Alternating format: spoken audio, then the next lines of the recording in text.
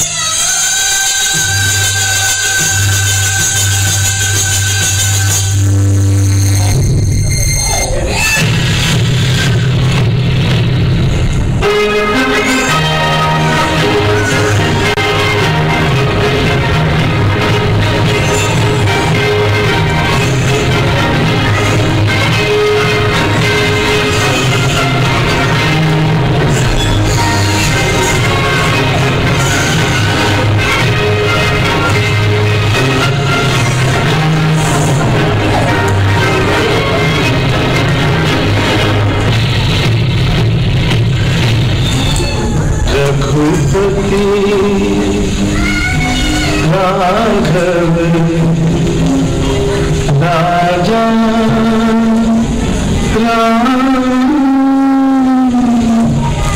पतित पावन सीताराम।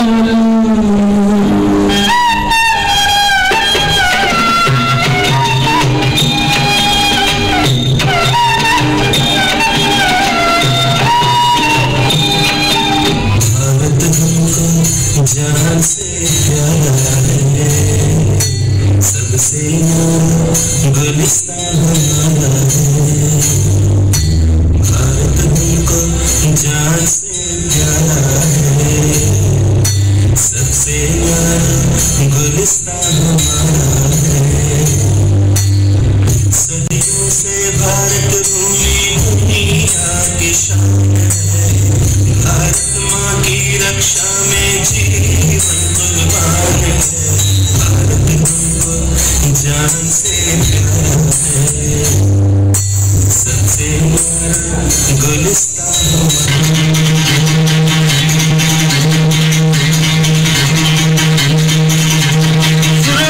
दुनिया वालों के बुरी नजर हम पे डालो।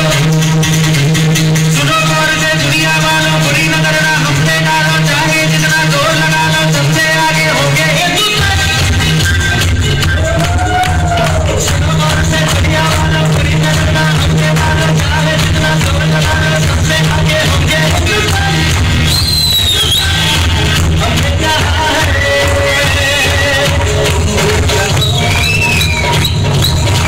हमने कहा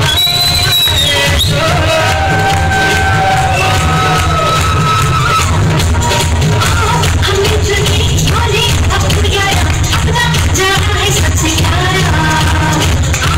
हमने चुनी बोले अब प्यारा अपना जहाँ है सबसे प्यारा। हमने कहा है जो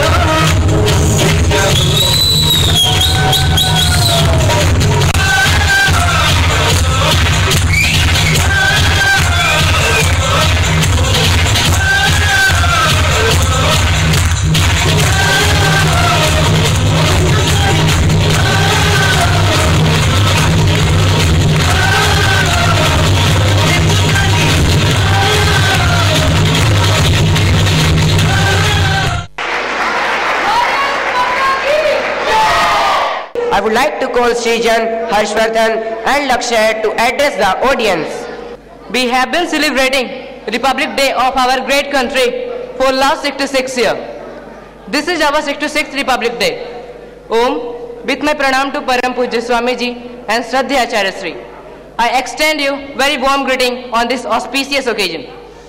26 January 1950.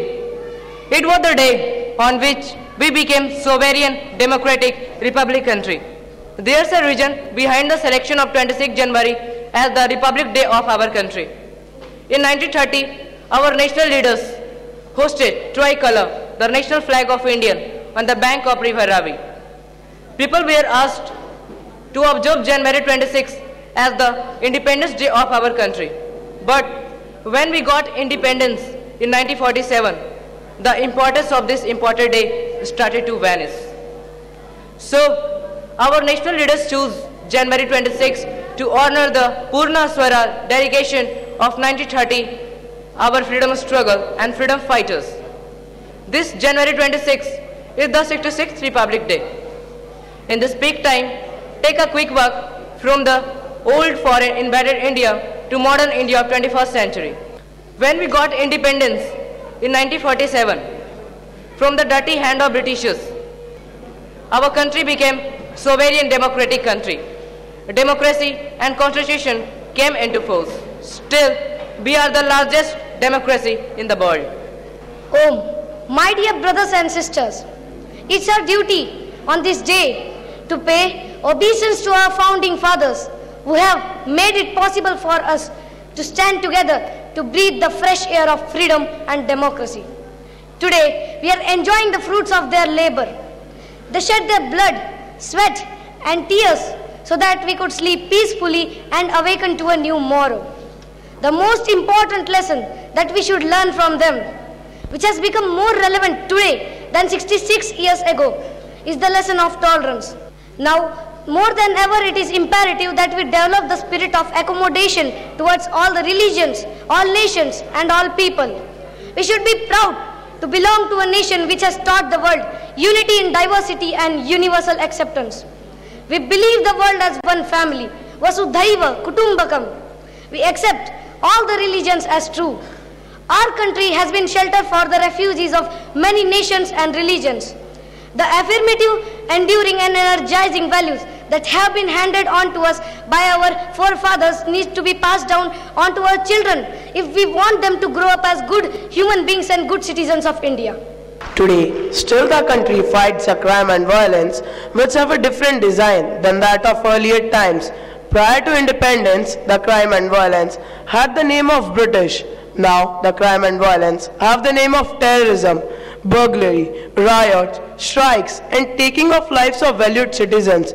Even after becoming republic, we are not free of terrorism, which is pulling our country from the mainstream of lives. Poverty, illiteracy, and unemployment are the three major factors which are pulling us back and making people to resort to the bad ways of living life. Still, with all these problems, unity in diversity has been the biggest symbol of our country. I feel that we should make our progress in good directions in the coming days, and feeling of oneness remains in progressive days of tomorrow. Dear friends, let us all strive towards development and progress. The process of development is not meaningful without the active involvement of people in a democracy. Modern democracy aims at protecting rights of individual, subgroups, and as well as ensuring loyalty to the nation. Democracy is undeniably and irrevocably connected to nationalism. Nationalism cannot be defined as loyalty to an ethnic group, race, or religion. We should forget parochial and regional differences and concern ourselves with eradicating poverty, illiteracy, unemployment, and other maladies. So, let's friend, take a solemn pledge to work sincerely, selflessly, and with dedication for good of our nation on this auspicious occasion. Thank you. Jai Hind, Jai Bharat. Better than the entire world is our Hindustan. Better than the entire world is our Hindustan. We are its nightingales of mud, and it is our garden abode. Though in foreign lands, we may reside, with our homeland our hearts abide. Regard us also to be there, where exist our hearts, Thank you. Now I would like to call Shraddheya Acharya Shri to speak few lines and bless Acharya Kulam family. आज का दिन हम सब के लिए बहुत ही गर्व और स्वाभिमान का दिन है। 67वें इस गणतंत्र दिवस पर मैं आप सबको और पूरे देशवासियों को हार्दिक शुभकामनाएं देता हूं।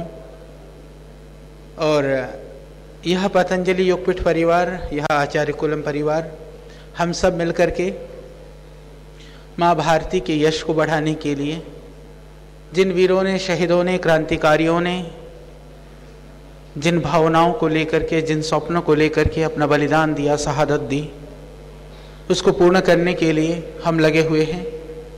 और सच्ची उनके प्रति हमारी स्मृति, श्रद्धांजलि, या मैं यूँ कहूँ कि गणतंत्र दिवस की सार्थकता तब होगी हम जब उस गणतंत्र को मजबूत बनाने में अपना योगदान देंगे। तो हम योगदान इस तरह से दे सकते हैं, जो जहाँ पर भी है, जिसकी जो जिम्मेदारी है, जिसकी जो ड्यूटी है। जैसे अभी आप बच्चे हैं तो आपकी ड्यूटी है कि आप बहुत अच्छी तरह से शिक्षा ग्रहण करें, अपने माता पिता और गुरुजनों का आदेश आज्ञा का पालन करें। और वरिष्ठ हैं तो जिन जिन सेवा कार्यों में सब लगे हुए हैं उसको हम पूरी तरह से क्रियान्वयन करें, तो उससे देश निश्चित रूप से मजबूत होगा। जब व्यक्ति कर्तव्य पथ पर आरूढ़ होता है तो उसकी अनुकूल जो ऊर्जा है वह देश के निर्माण में बहुत बड़ी भूमिका निभाती है। कुछ वर्ष पूर्व श्रद्धेय स्वामी जी ने जो अभियान छेड़ा, उस अभियान का जो परिणाम है वो हम सबके सामने है, देश के सामने है। देश में अब नई आशा की किरणें और लोगों के अंदर उत्सुकता और उमंग भरा हुआ है।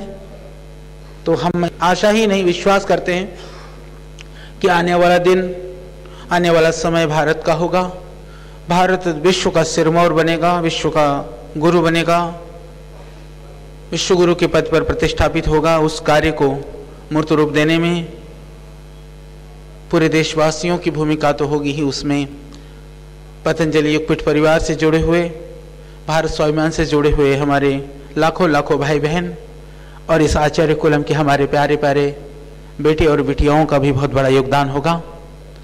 जिस तरह से अभी आपने सुंदर प्रस्तुतियां दी, इससे आपके मन में राष्ट्रवाद की भावना, संस्कृति और आध्यात्म की भावना यह और बढ़े और वो बहुत आगे पहुँचे।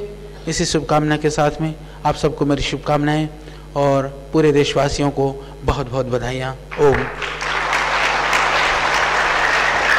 Thank you, Acharya Shri, for your speech. Your speech was very courageous and inspirational. It has opened up a new horizon of self-introspection and vision. Thank you. देश के प्रतिष्ठित अभिनेता व प्रसिद्ध कलाकार श्री राजपाल यादव जी को मैं आमंत्रित करता हूँ। पहले तो अपने परम श्रद्धेय परम पूज्य स्वामी जी के चरणों में माथा रखते हुए, आचार्य जी के चरणों में माथा रखते हुए, यहाँ पे जो हमसे उम्र में बड़े हैं सबको मैं बड़े भाव के साथ में चरण स्पर्श करता हूँ, और जो हमसे उम्र में बराबर है मैं उनसे दोस्ती का हाथ मिलाता हूँ, और जो उम्र में छोटे हैं लेकिन हाइट में बड़े हैं उनके लिए भगवान शंकर से प्रार्थना करता हूँ कि उनको सद्बुद्धि दें। मेरे छोटे भाई बहनों, हमने हमेशा बड़ों से सीखा है और बड़ी अद्भुत जर्नी रही जीवन की, जिसमें एक गांव की नाली से लेके और ये 7 समंदर, माँ बाप बोलते थे 7 समंदर 7 समंदर, 7 समंदरों को कई 7 बार जो है आप सबके आशीर्वाद से घूमने का मौका मिला।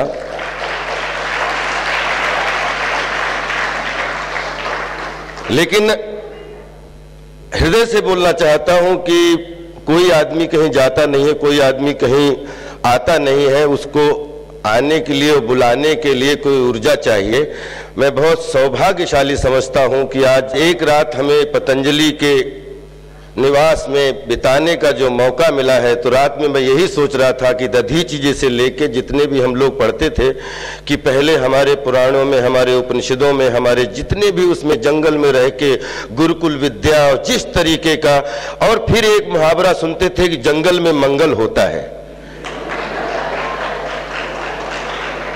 आई थिंक हमारे सारे उपनिषद, सारे ग्रंथ जितने भी हैं सबको प्रमाणित करता है तो पतंजलि प्रमाणित करता है।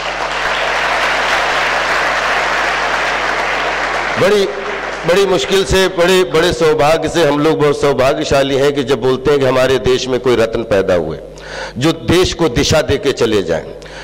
कोई भी कहानी जब बनती है, आसानी से मिल जाती है, तो उसको कहानी हम नहीं समझते, उस पर क्वेश्चन हम रखना शुरू कर देते हैं और क्वेश्चन से कहानी को बिगाड़ने की कोशिश करते हैं। लेकिन हम अब इस अपार श्रद्धा, इस अपार कल्पनाशीलता, क्योंकि हम अभिनेता हैं, हम जानते हैं, हम कोई भी कल्पना करते हैं किसी चरित्र की मानसिकता को जीने के लिए, तो उसकी मानसिकता को हम अपने हाव भाव से, अपने शरीर से उसको एक मूर्त रूप प्रदान देने की कोशिश करते हैं। हम समझते हैं कि उसके पीछे कितनी मेहनत लगती है, और एक ऐसी कल्पनाशीलता जो देश में सिर्फ पुराणों में पढ़ी जाए या सिर्फ उसका हम इतिहास या उसकी पौराणिकता को समझें। लेकिन 2015 में जिस तरीके से पूरा देश, पूरी दुनिया जिसकी प्रामाणिकता को समझे और उसको उस कल्पनाशीलता को अपनी आंखों के द्वारा अगर देख ले, तो हमें नहीं लगता है कि उससे अच्छा कोई सौभाग्य दिन हो सकता है। मैं जितनी भी प्रशंसा करूं, मैं बहुत सौभाग्यशाली हूं कि ऐसी उम्र में जहां पे कुछ महापुरुष पैदा होते हैं जो एक कल्पनाशीलता को मूर्त रूप प्रदान करते हैं, और उसके पीछे की कर्मठता, उसके पीछे का full of hard work, full of confidence and with full of love, तो आई थिंक ऐसे महापुरुष होते हैं।